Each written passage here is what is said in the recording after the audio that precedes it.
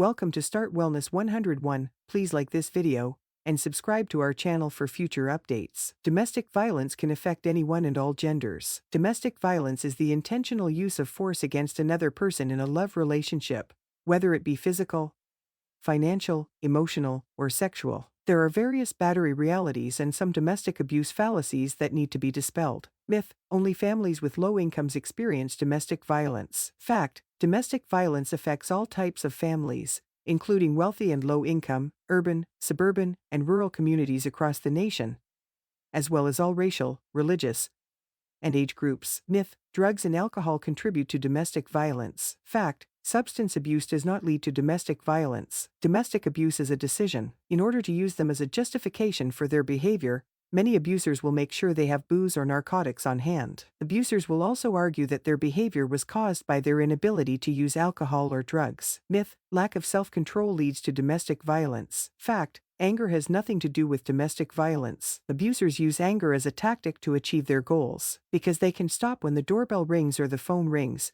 because they frequently aim their punches and kicks at areas of the victim's body where bruises are less likely to be visible, and because they only abuse the person they claim to love after there are no witnesses, we know that abusers actually have a great deal of control over the victim. Myth: victims and/or abusers lack confidence. Fact: abusers do not lack confidence. They think they have a right to control and exert power over their partner. If it will lead people to feel that the violence is not their fault, abusers will act as though they have low self-esteem. The abuser may have used emotional abuse, such as calling the victim names or putting her down or telling her it was all her fault, to undermine the victim's self-esteem, which may have been very high at the start of the relationship. Some abusers seek out women who have poor self-esteem because they think they will be more inclined to place the blame on the victim and less likely to report the abuse. Other abusers would look for women who have high self-esteem because they might be harder to control over time. Myth: in a relationship, domestic violence only occurs sporadically. Fact: abusers frequently increase the frequency and severity of their violent behavior over time. Myth: some women seek physical abuse. They request it, they do it. Some women mistreat others repeatedly.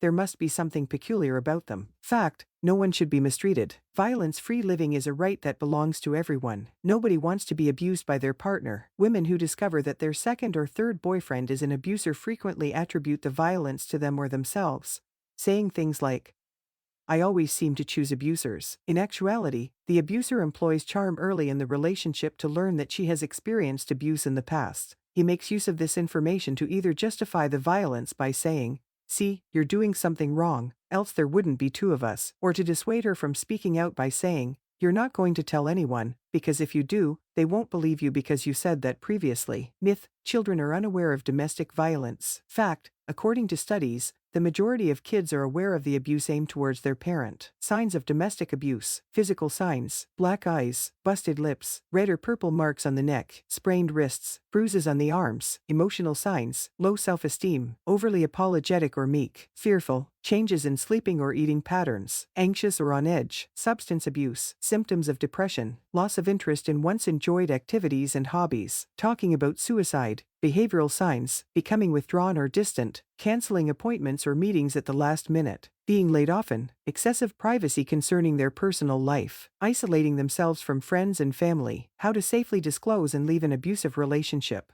Everyone has the right to love and respect in a relationship, as well as to feel safe. Nobody needs to be afraid. Before taking the ultimate action to leave your violent or abusive partner or environment, it will frequently take some time. It will frequently be challenging and courageous. The abuser is always to blame for the abuse in every abusive relationship. Nobody else has the power to regulate or alter that behavior. It's crucial to be aware that the moments before and immediately following leaving might be the most dangerous for someone leaving abuse. Informing the abuser that the relationship is finished may make things worse. Planning and assistance are necessary if you want to end a violent relationship. The following are ideas for things to think about when making travel plans. 1. Create a network of allies. Speak with a dependable friend or relative. Try not to go through it alone. You can be withdrawing from pals out of guilt or embarrassment, or perhaps the abuser is overbearing and won't let you communicate with or interact with anyone without their consent. You might think there is no one you can ask for assistance from. Make an effort to contact a trustworthy person. They'll listen to you and aid you, which can surprise and relieve you. 2. Speak with a member of the support staff. With a qualified member of the support services staff or a counselor,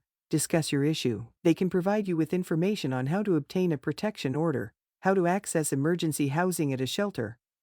How to access longer-term social housing, and who to contact for free legal advice. They can also assist you in developing a plan for your and your children's safety. 3. Have a safety strategy. A safety plan outlines the steps you can take if there is a real risk of harm and you need to flee immediately, as well as how to keep you and your children safe while enduring domestic and family violence. Your safety plan should be communicated to your network of supporters, and you should practice it with your kids in case you need to leave right away. A prepared emergency bag is a smart idea. This will contain such things as clothes, cash, legal paperwork, and other items. You might want to keep it with a friend or relative. Learn what to put in your emergency kit, how to make a safety plan, and how to escape from a situation. Do a practice run to your safe place if you can. 4. Spend less money and save some money. A concealed bank account, credit card, or some cash can be useful. The cash or credit cards may need to stay in your emergency kit. You can create a bank account or apply for a credit card online, but you should exercise caution and have your statements mailed to a work address,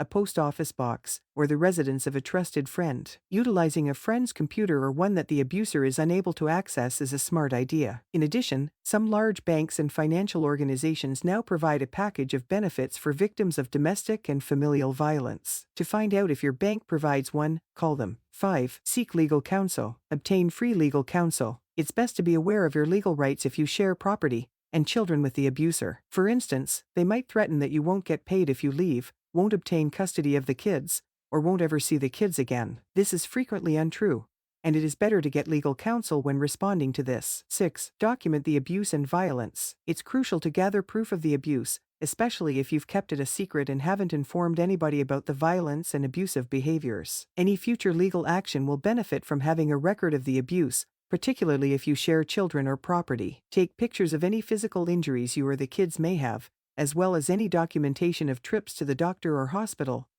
as well as any damaged or broken things, broken furniture, or a room that was trashed in a fit of wrath. If you are applying for an AVO, requesting custody of the children, or filing for divorce, records of medical care in the emergency room will help prove your case. 7. Locate a secure area. You can phone your local women's shelter and refuge to ask if beds are available if you and your kids need to leave right away. It is a location where you and your kids can stay for 2 days to a few months that is safe and secure and often consists of a collection of apartments or rooms. I need a place to stay but I want to leave. Staying with a friend or relative is an additional choice. Try to find a place to stay with someone whose address is unknown to your abusive relationship or ex-partner and who they don't know or aren't the obvious people you'd go to. 8. Depart at a time that's secure. The best time to leave is ideally for a few hours while your abuser is away from the house. Unless, of course, you have an urgent need to depart. Give yourself and your children enough time to get your emergency kit, some personal items, or toys, then head as soon as you can to your safe area. You are not required to leave a message or give a reason for your departure. It is acceptable for you and your kids to simply leave the violent